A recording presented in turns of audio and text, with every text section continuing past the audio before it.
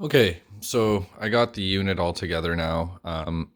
There is quite a few different considerations that had to be dealt with trying to get this thing put together.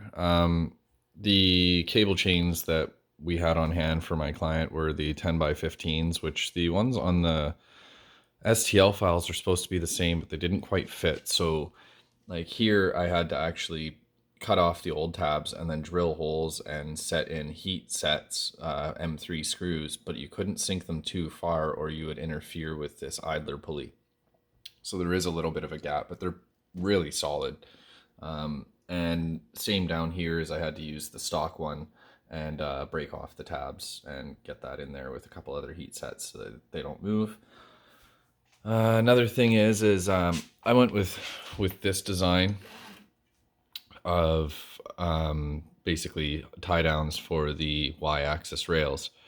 These set this rail directly on top of this 30-30 extrusion, which is good because you end up gaining a little bit of height or like a z-axis printability.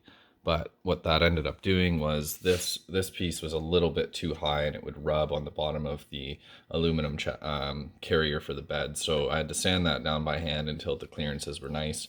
This unit is set up with sensorless homing on the X and the Y axis, and it's got a limit switch that I had to just do up a quick bracket in Fusion for. So the Z does home there, and then they've got the auto bed leveling with the BL Touch.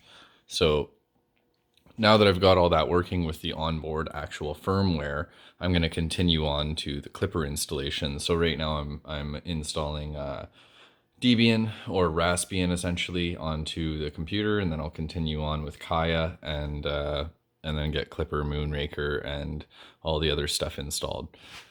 A few other things. I had trouble finding a way to mount the power supply, so I ended up using right angle brackets on the underside of this and attaching it to the underside of here. And then this is the only real power plug type holder that I could find that would work, because all the other ones want to cover this shroud, and when they do that, there's, I'd have to clip it and it wouldn't hold on the greatest. So it is exposed, but that can be dealt with. I can still neaten that wiring up a bit. Yeah, so I'll keep you posted once I get it up and running and tuned.